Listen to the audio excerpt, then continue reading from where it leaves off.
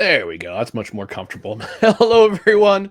Welcome to No Credentials Required, where you don't need a press pass to talk sports. We are proudly presented by Belly Up Sports. My name is Ryan McCarthy. I'm one of your hosts, and to my oh, that's right, Dustin's not here again. Dustin is currently on his way back from his well-earned vacation. He'll be back sometime tonight, so he won't be with us. And I was looking for a co-host for a fill-in for this morning show. Unfortunately, I couldn't find one, so I said, you know what? I'm gonna run solo today. I'm gonna go on a later time. We got some comments in the comment section already. We'll get to that in just a moment.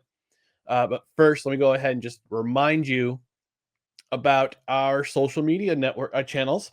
Follow us on social media: Facebook, Twitter, Instagram, YouTube. Just search for No Credentials Required.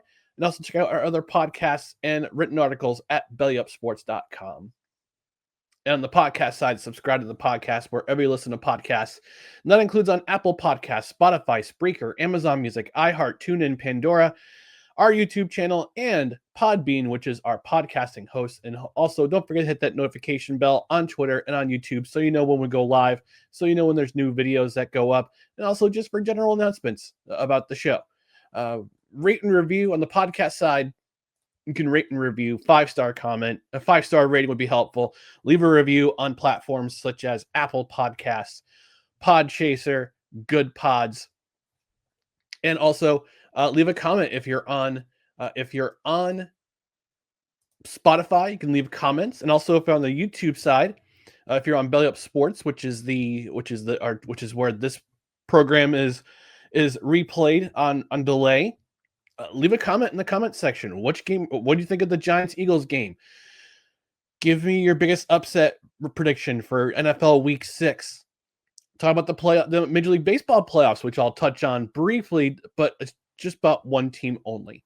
Because we had a banger of a game last night that went into extra innings between Seattle and Detroit. And I know my friend Julie from Michigan disappointed today. 15 innings. It was crazy. And again, we're a live show on Tuesday, 6:30 p.m. Eastern, and most Saturdays at 10 a.m. Eastern. Again, I decided because I'm doing a solo show today, it'll be a much more abridged. That this will be a 10:45, but we're on most Saturdays at 10 a.m. Eastern, and we're a live show. We got some comments in the comments section rolling in from our audience, but I'll hit that certain tune. I know Dustin's out on the road. This tune usually picks him up, and it picks me up too. So let's it's chime time, folks. It's chime time.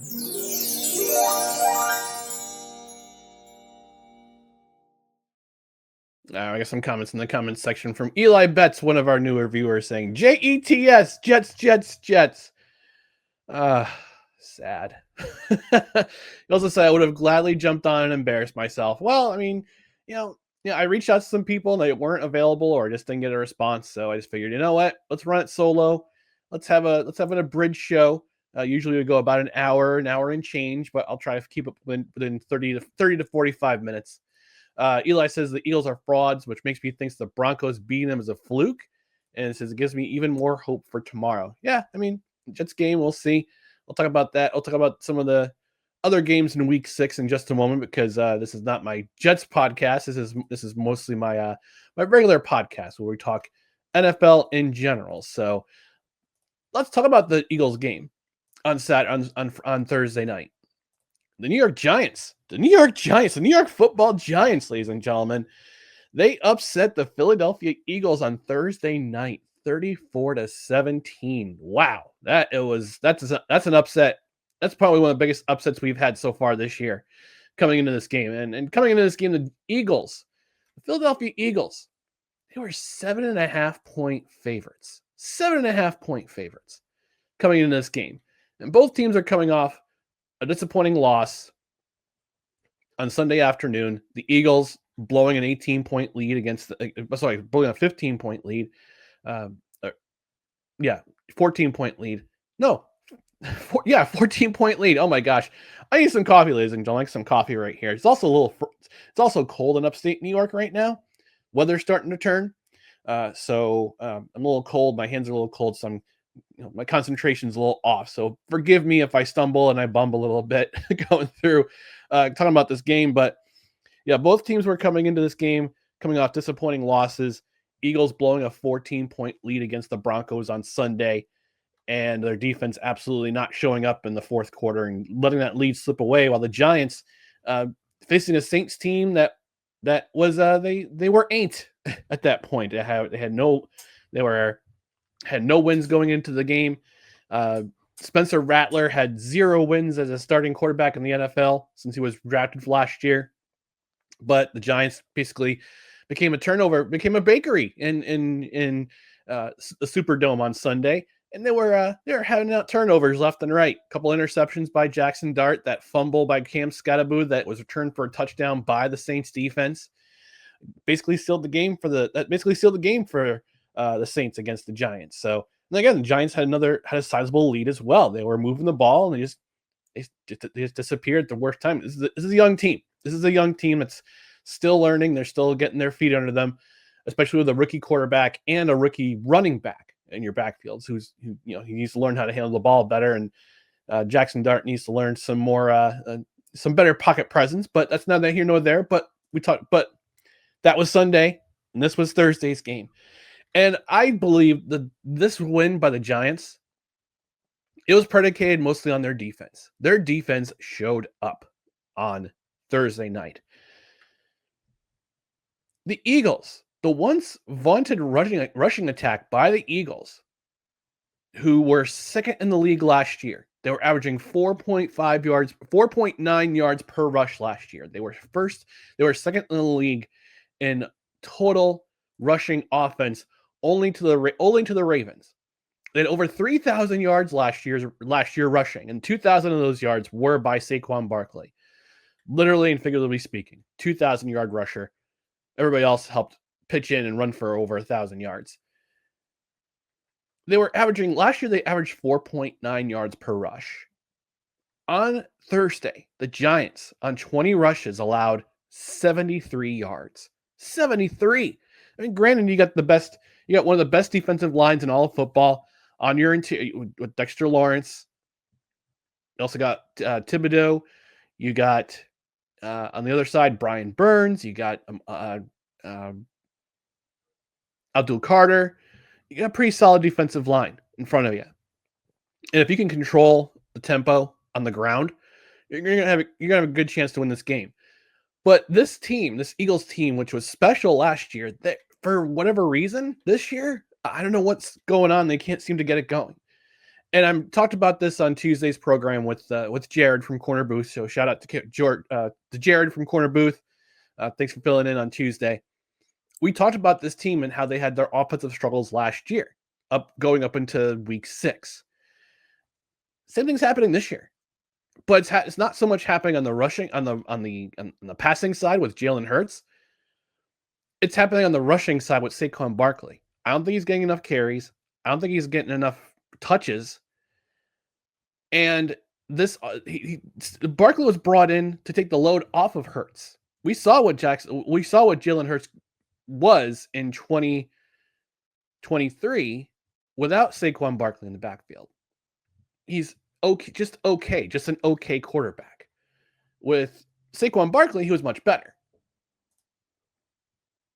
So for them to have only 20 rushes for 73 yards against the Giants, who are still kind of in I don't know if they want to call them a rebuild or a reset. I don't know what to call them.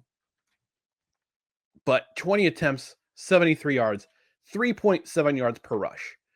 This team averaged 4.9 last year. 4.9 yards per rush last year. Against the Giants defense, they were ready for them. I give them credit where credit's due. This team was ready for them. But defense not only just stopped the run, they also forced 2 turnovers. One of them was an interception, and the other one was a fumble, which came in the fourth quarter, which came in I won't say the halfway point of the fourth quarter, but with about under 7 minutes left in the game. So just about the halfway point, of the quarter. At the 6:50 mark, they forced a turnover, and that basically just put the nail in the coffin for the team. for the Eagles because the Giants had 12 play drive. They didn't score on this drive. I thought they were going to try to, let's say, rub it in or run up the score against this team, against the Eagles, but they ran up the clock. The 6 minutes and 50 seconds, it was gone. It was, and the Giants just kept running the ball, kept getting chunks on third downs, and chunk plays in third down, kept converting third downs, and just eventually they just sealed the game, ran out the clock, and 34-17 is your result. On offense, I had to give some flowers to Brian Dable and Joe Shane. Their trade right now, now again, we're only 6 weeks into the regular season for the NFL. Only 6 weeks. But I gotta say, their trade back into the first round to select Jackson Dart and their selection of Cam Scatterbo in the 4th round so far has paid dividends. Again, those two wins that they have in the win column, they're at home. They're at home. Granted, it's at MetLife Stadium. It's in that air conditioner because, yes, it looks like an air conditioner. And when it comes to November, December, it feels like an air conditioner. But regardless, they both had solid performances in this game. You got to give them credit for where credit's due. Jackson Dart, solid performance. Didn't have to play hero ball, unlike some other quarterbacks we've seen in the past. Especially as a New York Jet. Doesn't have to play hero ball, just has to play consistent. 17-25, 198 yards and a touchdown. Cam Scatterbo, 19 rushes for 98 yards, almost averaging 5 yards per rush, and also 2 touchdowns. Just going and at this rate, you can call him Cam Scatterboom because he just plays like a bowling ball. He's a bowling ball. He is a wrecking ball in that backfield for the Giants. Is he a replacement for Saquon Barkley, who's obviously one of the best, the top 2 running backs in the league? No, he's not. But he's got the skill. He's got the same skill set as Barkley, and he's not gonna be the same. He's not the same level as Barkley, but he might be the best rookie running back so far. Outside, I would say Omarion Hampton until he got hurt was probably the best one. But Cam Scatterbo is making his case. But again, the biggest factor in this game for me was, again, them not turning into a bakery and turning the ball over. No turnovers in this game. No turnovers. They were +2 in turnover ratio in this game because their defense did their job and got turnovers in this game. Now, I have some solace for Eagles fans. We'll get to the comments in just a second here. Some solace for Eagles fans. And again, I'll say this. I said this on Tuesday. I said this a couple minutes ago. I'll say it again. They were 4-2 after week 6. Actually, week 7 because they had a bye week last year. But they were 4-2 in their first 6 games in 2024. They ran the table the rest of the season because they figured out their offense. They figured out, I think, at the same place they are this year again. That the offense is predicated with what Saquon Barkley does with the ball. You have to give him touches. You got to give him rushes. He's got to he's got to run the ball. You got to run the ball. That's the best way to help out Jalen Hurts is to run the ball. And they did not do that in this game. They didn't do that so much against the Broncos. And the Broncos beat them. The Giants beat them. So they've lost 2 in a row. And I'm pretty sure Eagles fan is ready to throw their Philly cheesesteak at their television set every time they see a short pass by the Eagles offense. But they had to figure it out again, just like they did last year. They were 4-2. They finished 14-3.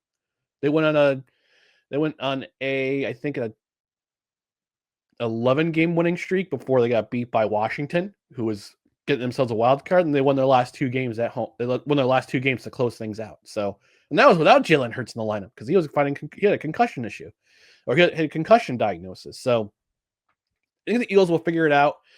But I gotta keep my eye on this Giants team for the rest of the season. I have to. I absolutely have to watch this Giants team the rest of the season.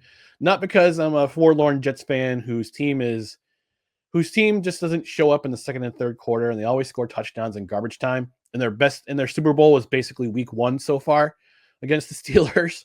And they lost that game and should have won that game. But this Giants team, I think they're starting to find their stride on defense, and they're starting to find their stride on offense. And I gotta also say this: poor Russell Wilson.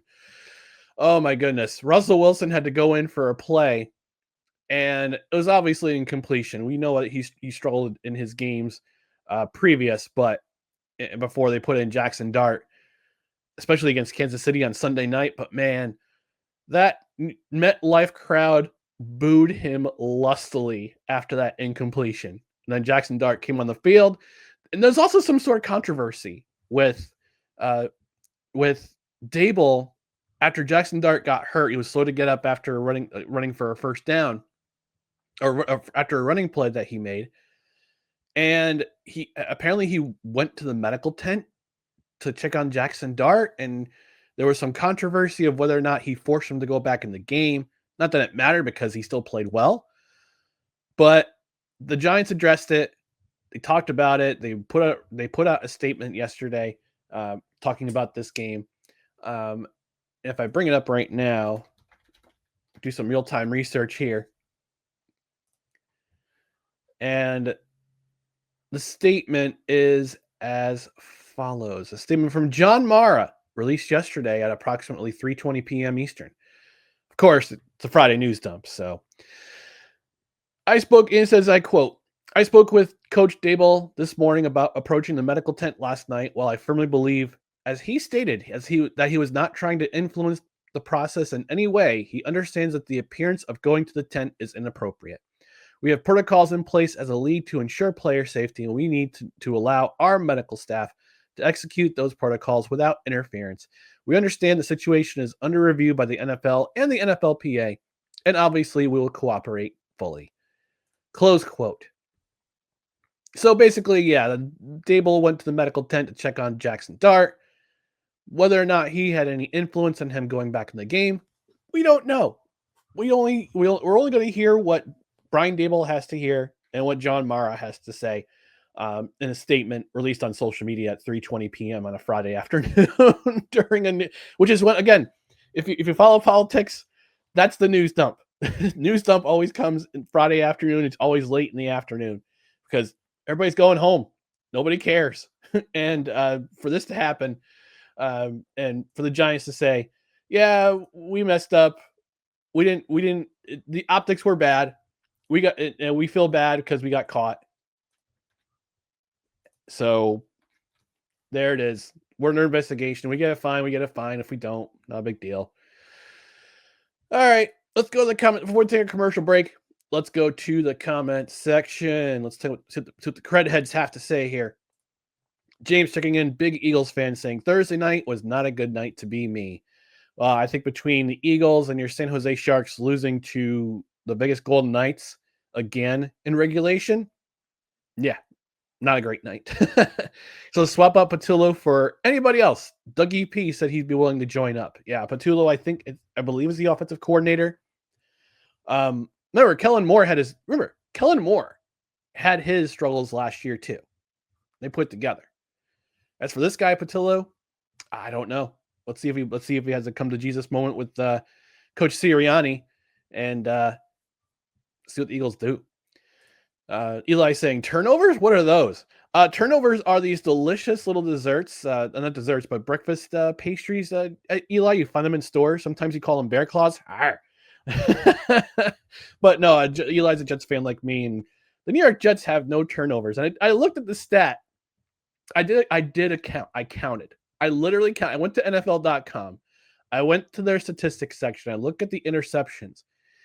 And I counted the number of different players that in the NFL that currently have interceptions. 63. And it might be 64 as of Thursday. 63 to 60 or 64 different players in the NFL have one interception.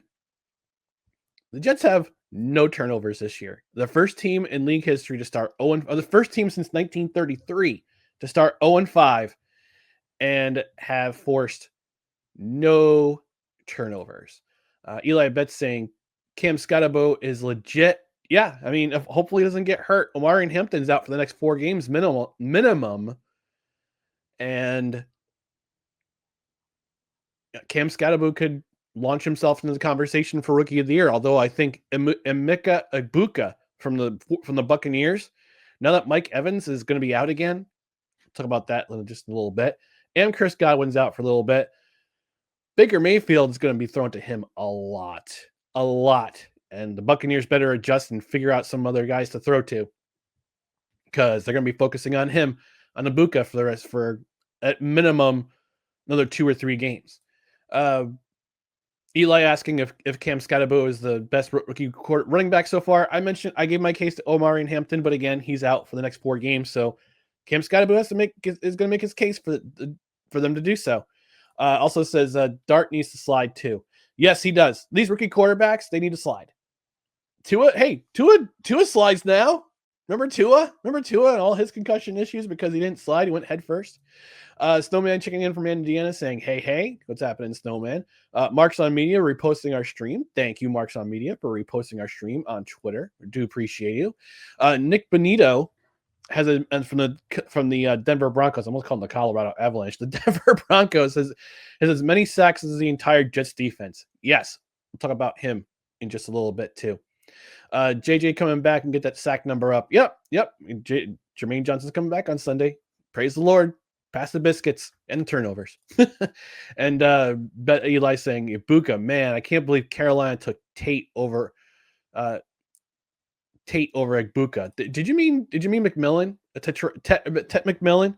I mean, Tet McMillan's a good, it's a solid receiver. It's just that the fact that Chase Young is his quarterback, and I don't know, man. Chase is seeing ghosts for whatever reason. So, but hey, they beat Miami on Sunday because Rico Dowdle ran for 200 plus yards and had almost 300 yards offense. So yeah, Carolina Jets will see them in a couple weeks. So, all right, we're going to take a quick commercial break. When we come back, we'll talk about the rest of the week 6 of the NFL. I'll talk about which games I got my eye on, which games I don't have my eye on, which players I have my eye on. And as an added bonus, I have some thoughts about the Yankees postseason and another failure under Aaron freaking Boone once again, folks. I got some thoughts. I had to let them out. Otherwise, it's just going to be kept in. It'll be under tea kettle, like a pressure cooker. It's not good. It's not good. I had to let these thoughts out. So thank you for tuning in to No Credentials Required. Stay tuned and stand by as we take a quick commercial break. Thank you for tuning in to No Credentials Required. This episode of No Credentials Required is brought to you by Invader Coffee. For the coffee lover who wants good, quality coffee with no bullshit and no filler, Invader Coffee is an ultra-premium, veteran-owned coffee company proudly delivering only the best coffee your hard-earned money can buy. They aim to only serve the highest quality, organic, air-roasted coffee beans sourced from free trade farms all over the world. They keep things simple. The best coffee at an affordable price in order to provide you with the value you deserve for your morning boost.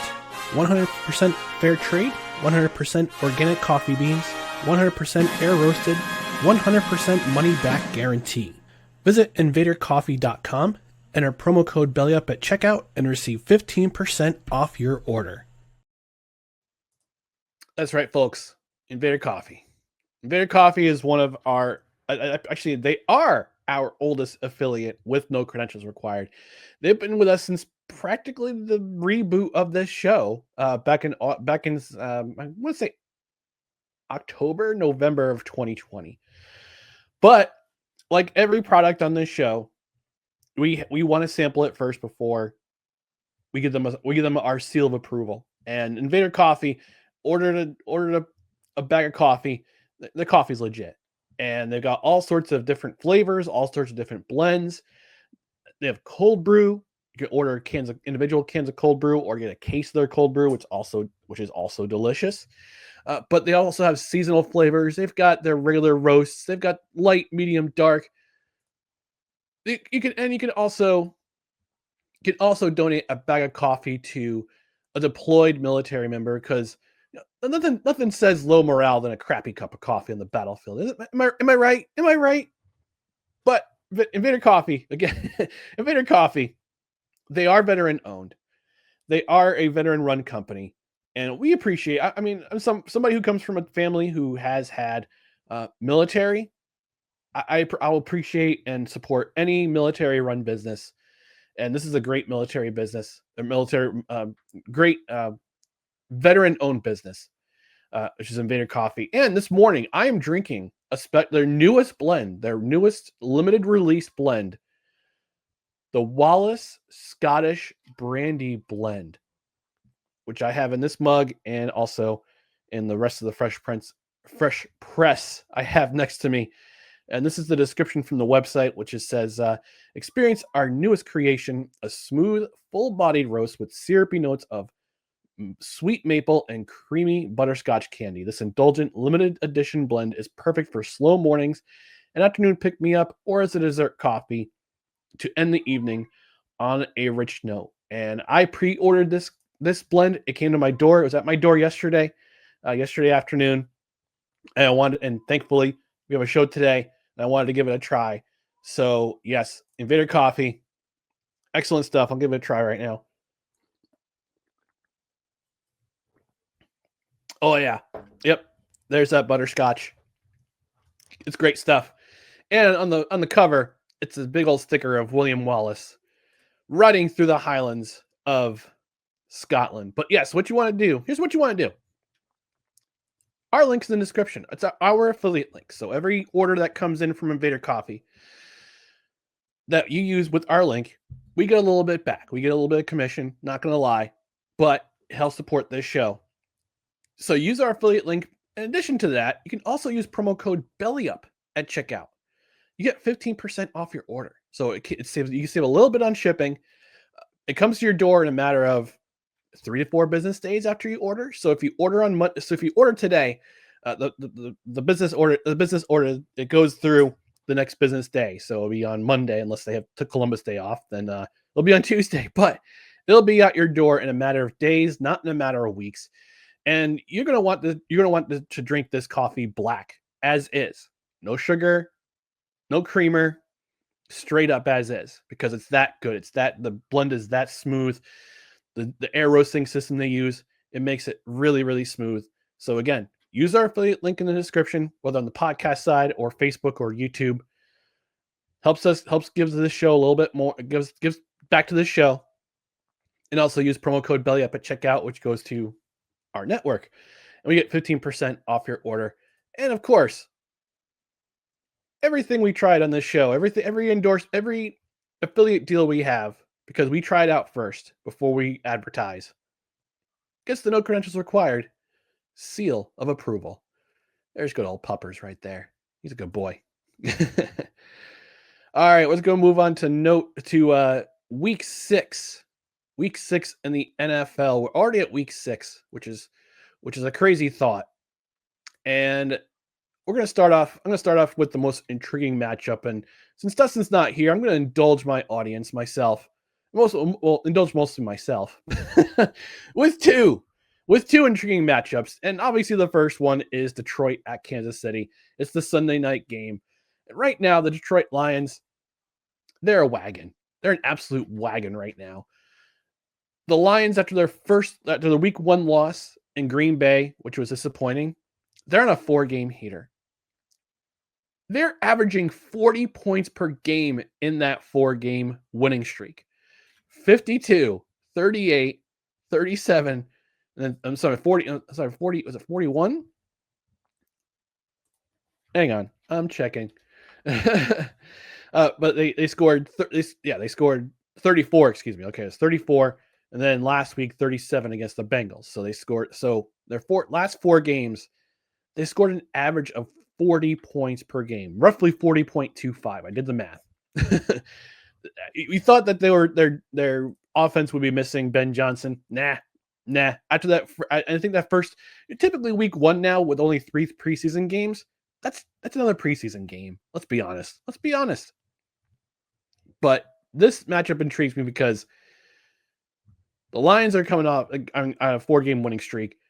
The Chiefs had that letdown on Monday night. And as we talked about on Tuesday, Is the kingdom starting to fall? And this game will prove whether or not the Chiefs are going to be back in the playoff picture, back in the AFC West division picture. The Lions are also facing a top 10 defense. Yes, the Lions, the Chiefs are a top 10 defense. Their offense hasn't been doing the job. So the Lions going against this defense is going to be a special affair. Again, it's in prime time because, again, why not have the Chiefs in prime time? Because of who they are. It's this era for the Chiefs and for the NFL. So they're going to be featured a lot. And the Detroit Lions are being featured on Sunday night too. So everybody gets to see them, and we'll see if they keep their offensive game plan running against a very, very good Chiefs defense. My other game to watch on Sunday, and I guess it's a little bit of a homer alert since Dustin's not here. You know what? I'll play it. Homer alert! And since Dustin's not here, my other game to watch is Seattle at Jacksonville. The Seahawks playing the Jaguars on Sunday afternoon. And the Jaguars are coming off a short week where they've had an emotional Monday night win where they had that last minute touchdown to win the game against the Kansas City Chiefs on Monday night. But they stay at home. They stay at home for that short week. But the Seahawks have to travel from Seattle to Jacksonville. And it's a coast-to-coast trip. And if I remember correctly, in my history, any Seahawks fans in the chat, let me know if I'm wrong. The Seahawks on coast-to-coast games, unless they're playing the Jets, I say that jokingly, but also with a tear in my eye. The Seahawks on coast-to-coast, on trips to the East Coast, typically don't do well. And they're also coming off an emotional loss where they were a little bit of bad luck. The football gods did not shine on them. They gave them a little bit of bad luck on Sunday with that interception that deflected off the helmet of a Buccaneers defender and went into the arms of a Buccaneer defender. That Sam Darnold interception. A little bit of bad luck, and which caused the Buccaneers to hit another field goal and get another win in the last minute. And it's crazy how they're 4-1. All four of their wins have been within the last minute.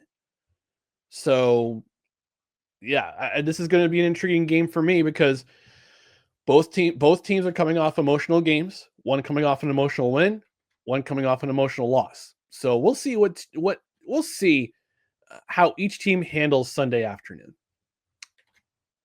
Then we move on to our self-hatred game of the week. This is the game that we typically say that we're going to avoid this game like the plague. I would say Jets Broncos, but it's not fair for this game, considering I'll be at church on Sunday while this game's going on. It's a 9:30 a.m. kickoff because it's a late afternoon game in London, and we'll see if the Jets get embarrassed again. And Woody Johnson will have to be embarrassed in front of his British pals. But as much as I want to pick this game, I'm not going to watch this game solely because church is a bigger priority in my mind. But the game I have as my self-hatred game of the week, and as much as I hate to pick them for the second consecutive week, I have to pick the Tennessee Titans at the Las Vegas Raiders. Although I will add a caveat. It's not so much because of the Tennessee Titans. Tennessee got their first win last week. They stormed all the way back from 18 down to win that game on a walk-off field goal. Partially, and again, the Cardinals did their best to hand the game to them, literally and figuratively speaking, with Elani DeMarcado fumbling at the goal line before he crosses the goal line. That interception that became a fumble, which became a touchdown. And yes, again, the football gods sometimes smile on you, and just happened to shine on the Tennessee Titans. Plus, I gotta say, Cam Ward, we might be seeing him grow. We might be seeing him grow up in front of our very eyes. He's playing much better. played much better against this Arizona Cardinals defense and this Arizona Cardinals team that seems to pick the worst times to take their foot off the gas. Let's just say it that way. And we'll see if their head coach is going to be there much longer. But it's not so much the Titans as the reason I picked this game. It's the Raiders. The Raiders are awful. They were awful last week against the Colts. Geno Smith was awful against the Bears 2 weeks ago. They're not a good team. Their defense, yeah, pretty good. But the Raiders are going to be out they're going to be without Brock Bowers again. Geno Smith is still at quarterback. And I'm not sure what's happening with Ashton Janty. I don't know if he's injured or not. I know he had some injury issues against the Bears, even though he had that really good game against them. But he is not listed in the injury report. So okay, so that's fine there. But the Raiders are they're not good. They're not a good team right now. They're awful. And it proved it last week. They even let Jonathan Taylor get an octopus. An octopus. He scored a touchdown, then scored a 2-point conversion. It's a rarity in this NFL. But we see it at least once a year. And we saw it last week against the Raiders. They allowed an octopus. So yeah, my self-hatred game of the week is going to go to Titans Raiders. And that game will make everyone say, thank God for NFL RedZone. Even though they're in the late slot and there are a whole lot of games to be played in the late slot, which again, NFL, do something about that. I got some comments in the comments section. Eli saying good coffee is the key to a great day. Absolutely. I don't disagree there. James asking if Miami loses on Sunday, is McDaniel gone? Who are they playing on Sunday? The Chargers? Again, it's another West Coast team traveling to the East Coast.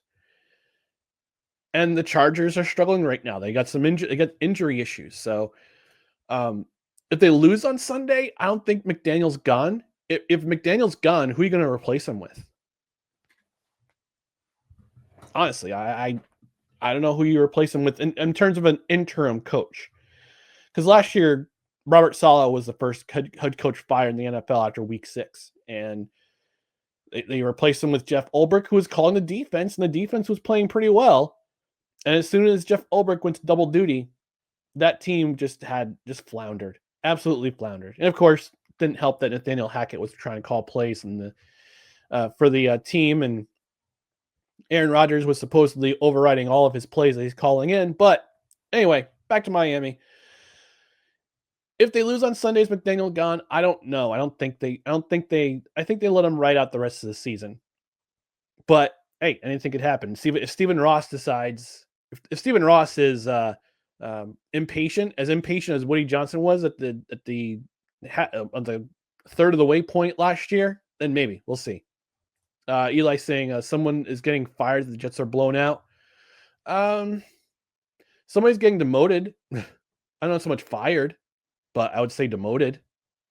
I think Aaron Glenn would, if the Jets defense don't show up again and they get blown out. Yeah, I could see Aaron Glenn taking over defense over Steve Wilkes. And Eli saying Cam Ward's a stud. Absolutely. Yeah, I mean, Cam Ward, it took a couple games for him to get his feet wet, but right now, last week he showed better presence in the pocket, and his offensive line is doing a much better job protecting him, and he knows when to get out of the pocket. He's doing a good job. Did a good job last week. Threw a couple dimes last week. One to Calvin Ridley and one to Ogankwo. Oh, so good. Although the one to Ogankwo was a bit of a duck. But that one pass to Calvin Ridley was just absolute. It was art. Hang it in the Louvre. And I got to change this. I got to change this banner. Hang on 1 second. In week 6. So players that we have our eyes on in week 6. I've got 2 players, one on offense and one on defense. On offense, Baker Mayfield in what I call the banged up bowl, because look at the 49ers injury report. And you look at the Buccaneers injury report. And I mentioned again that Mike Evans is not going to be playing for the Buccaneers. Chris Godwin's not going to be playing. Bucky Irving's not going to be playing. So Baker Mayfield, I've got my eye on. He did a pretty solid job last week navigating the offense without one of his two or three of his biggest targets or biggest weapons on his side. But he's got Emeka Egbuka. He's got Rashad White. They've got the Buccaneers have depth, and they're starting to get healthy on the offensive line too. So, but they're playing a 49ers team is also as banged up. Mac Jones is probably going to play again. They've got a lot of injuries on the offense, and we know Joey Bosa's out for the season, and their defense is playing solid. And for whatever reason, this team is put together with duct tape, silly putty, and bubble gum. And much like the antenna on the phone booth in Bill and Ted's Excellent Adventure, don't forget the pudding cups. Don't forget to put the pudding cups on there. But they keep winning games. And I don't know if it's solid coaching. I don't know if it's just because of circumstance, if it's just the football gods. They're giving them all the luck in the world, but it's the 49ers, man. They're sticking around.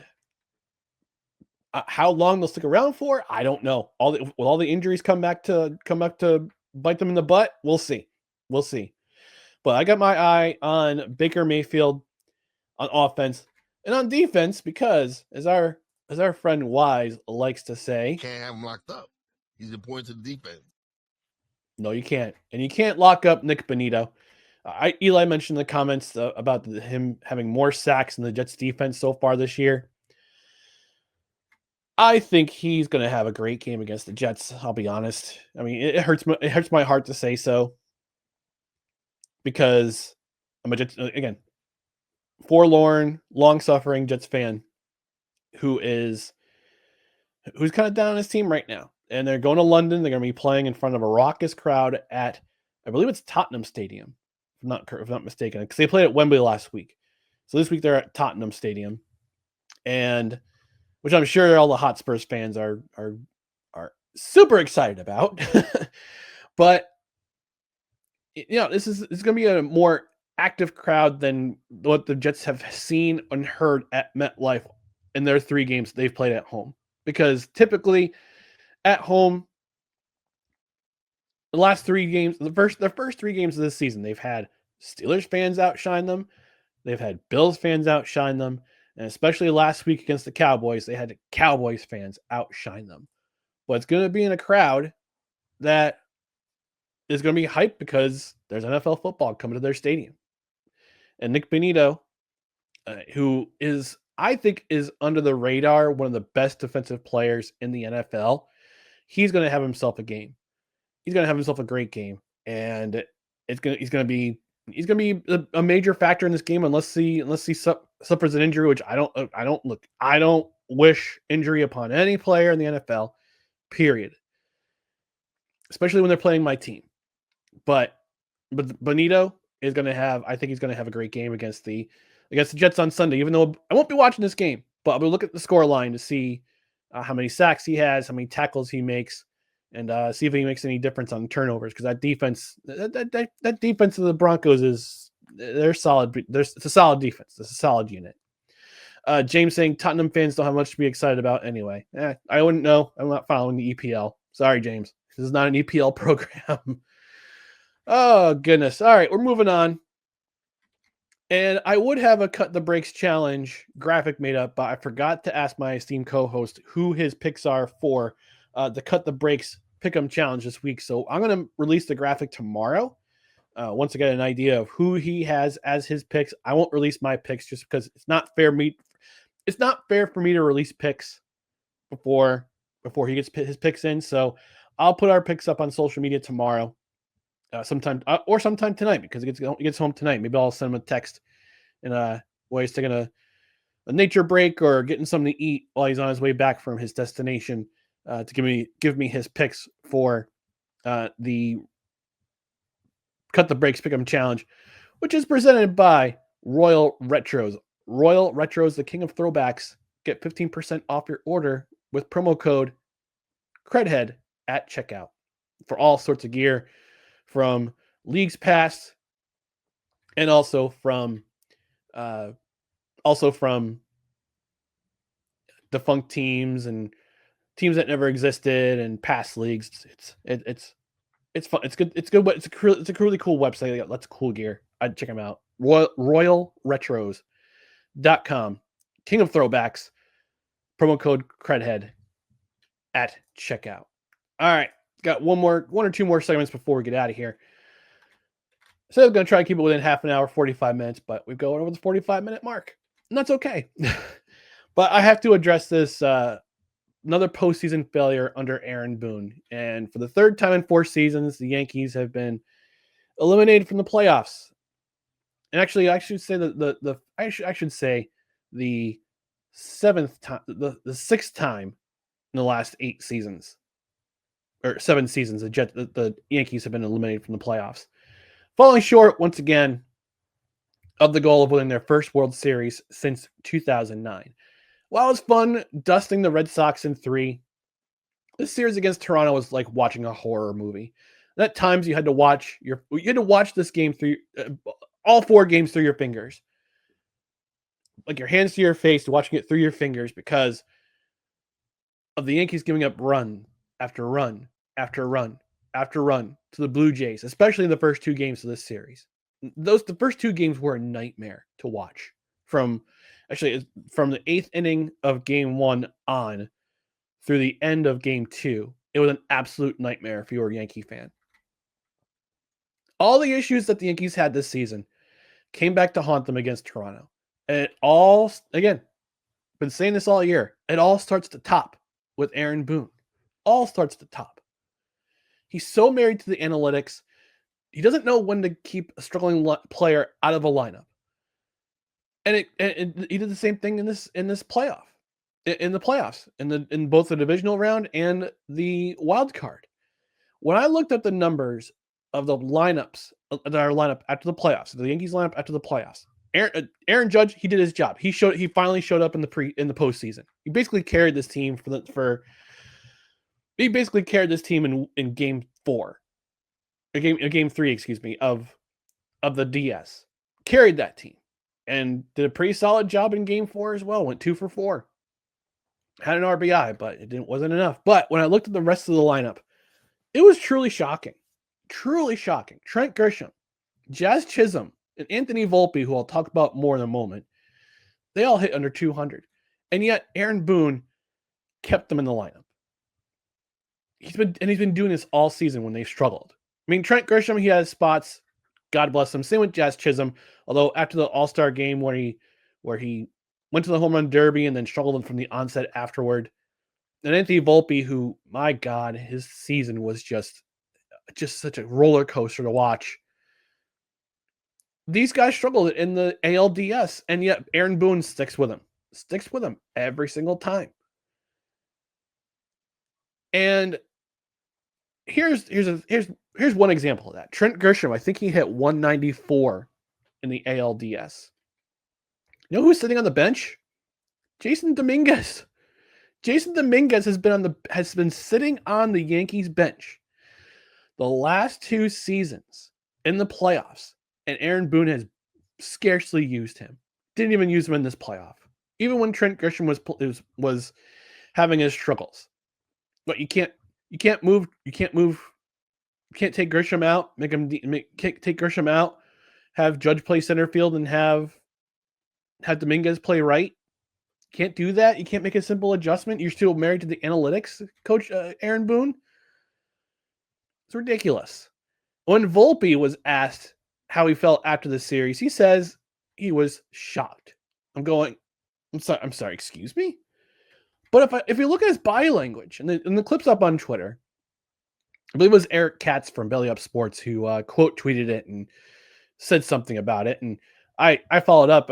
I said, I could tell in his body language that he was the most relieved player on that roster because of this season with him. Between all the errors he committed, he was a Gold Glover last year, folks. Remember,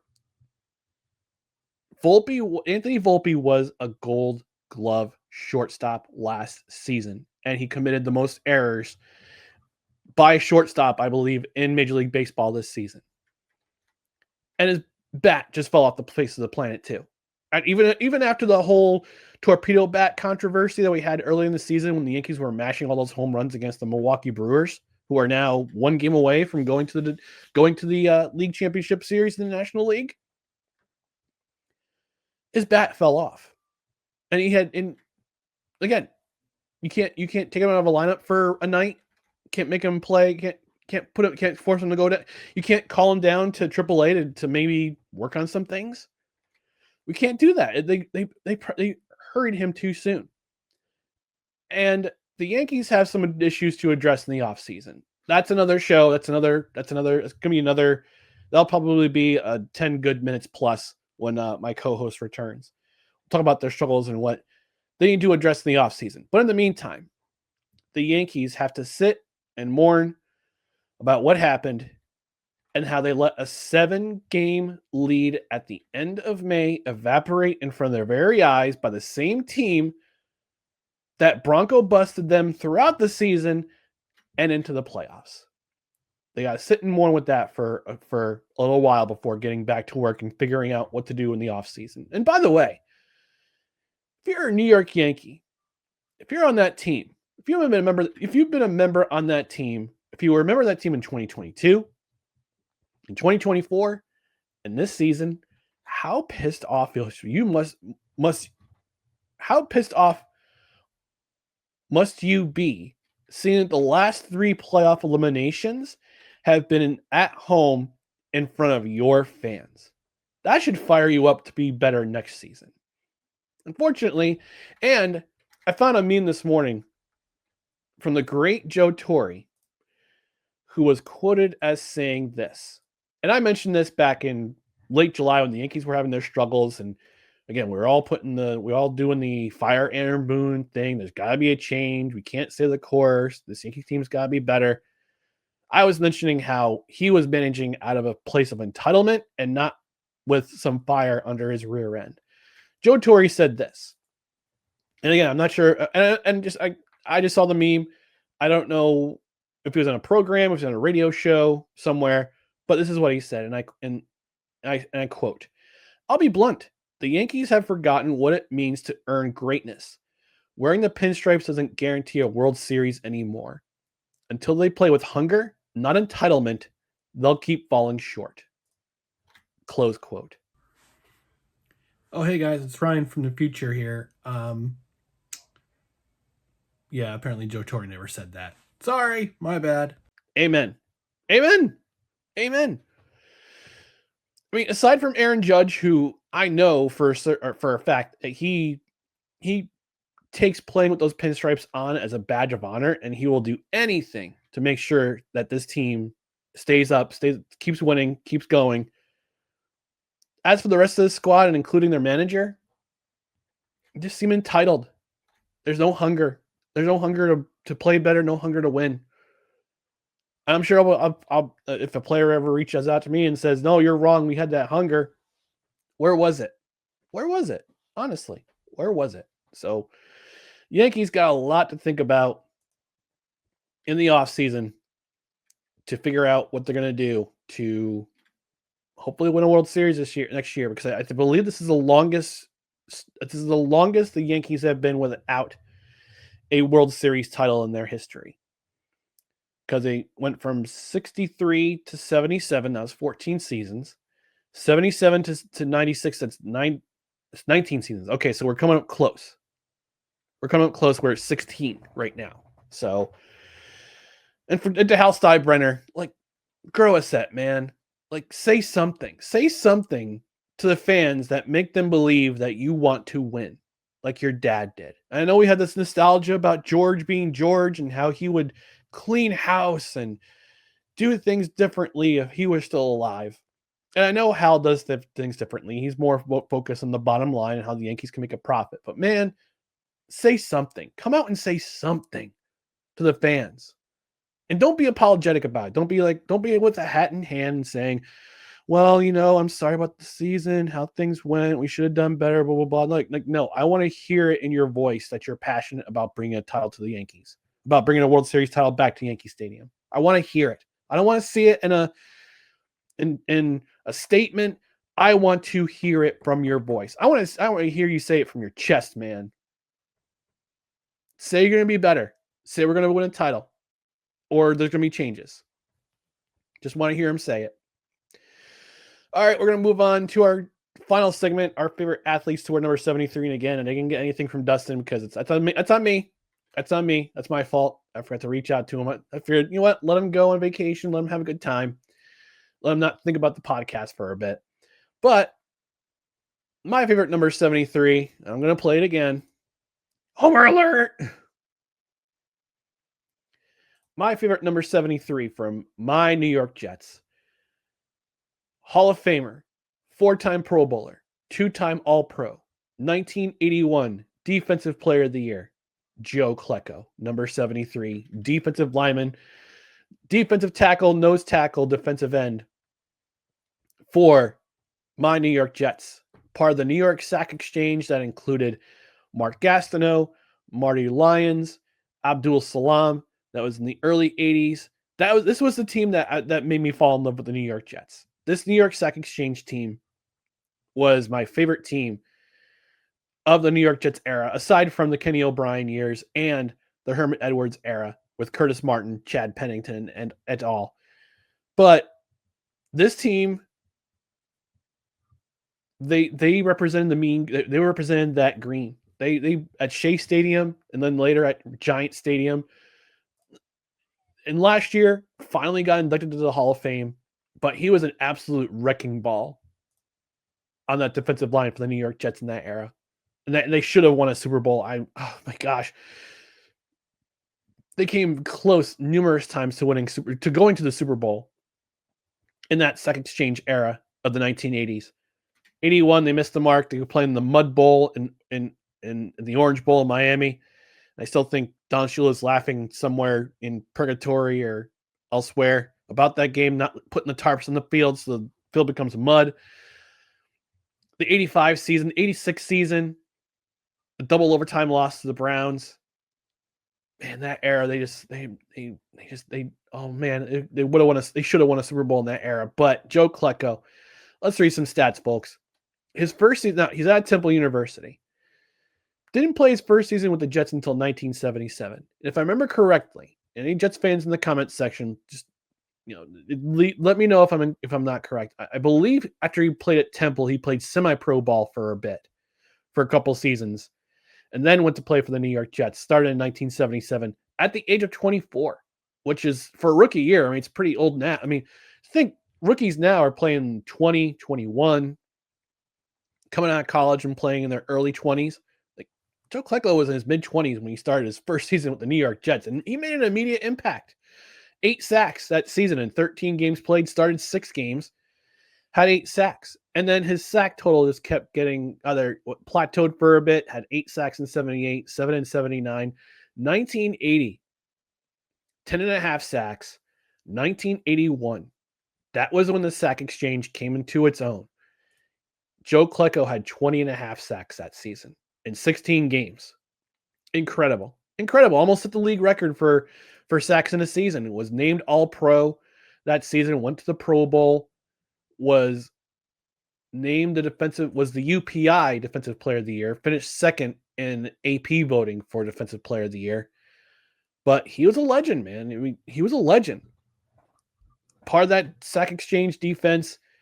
Finished his career in 1988 with the Indianapolis Colts, started 14 games that season. At that time, he was 35 years old, and he called it a career. But for the New York Jets, he finished up his career with 78 total sacks for the New York Jets in 140 games played and 131 starts. And legend, absolute legend. And last year he was finally rightfully inducted into the NFL, into the Pro Football Hall of Fame after the players' legacy vote voted him in, and got inducted. He's wearing the jacket. He's got his statue. He's got his head as a statue in Canton. Looking at somebody across, I'm pretty sure it's going to be I'm pretty sure it's a Miami Dolphins offensive lineman or Dan Marino. We'll see. Or or Joe Greasy. I don't know. It'll be Miami Dolphin he's facing. That's for sure. One more reminder before we get out of here.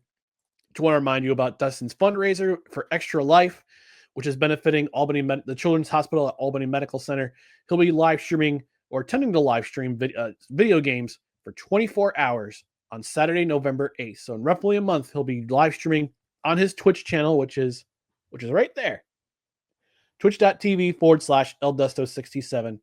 But you can contribute to his fundraiser by going to extra-life.org. Just search for Dustin Henry. Make a contribution there. All contributions are tax deductible, and he's looking to raise $1,300. He's met his goal pretty much every year he's done this fundraiser, so we want to help him do it again. So help contribute. Looking for $1,300, and again, you can contribute through Extra Life, extra-life.org. Search for Dustin Henry and join him on November 8th at his Twitch channel, which is twitch.tv/eldusto67. I believe he said he had some test streams in mind, so he might be doing some test streams just to make sure everything works, and as he's preparing for his big live stream on November 8th. So, I said it would be about half an hour, 45 minutes, and we've gone over an hour, which is fine. So typical no credentials required fashion. But thank you, folks, for joining us, for joining me here on No Credentials Required. Just want to remind you to please check out our socials, which are right here on Facebook, Twitter, Instagram, and YouTube. Just search for No Credentials Required. You can also find our other podcasts and written articles at bellyupsports.com. On the podcast side, subscribe to the podcast wherever you listen to podcasts, including Apple Podcasts, Spotify, Spreaker, Amazon Music, iHeart, TuneIn, Pandora, our YouTube channel, and our host, which is Podbean. Don't forget to hit that notification bell on Twitter, on YouTube, so you know when live shows go on, when other videos go up, and when general show announcements are also posted. We'll be back on Tuesday night, 6:30 p.m. Eastern, unless I decide to do a solo run of Justin Dare the Suffering on Sunday night. But thanks for watching No Credentials Required. Thanks for tuning into No Credentials Required, where you don't need a press pass to talk sports. We are proudly presented by Belly Up Sports. Podcast edition will be released tomorrow afternoon early, so you can listen before the games. You can also watch on Belly Up Sports YouTube channel Saturday evening as well. Again, leave comments in the comment section. They're just as good as views because YouTube keeps messing with the algorithm. But in the meantime, I'm going to get out of here, enjoy the rest of my coffee, enjoy the rest of my Saturday. You do the same as well. Also enjoy the football on Sunday. We'll see you back here Tuesday, 6:30 Eastern. And as Dustin would say, good morning, everybody.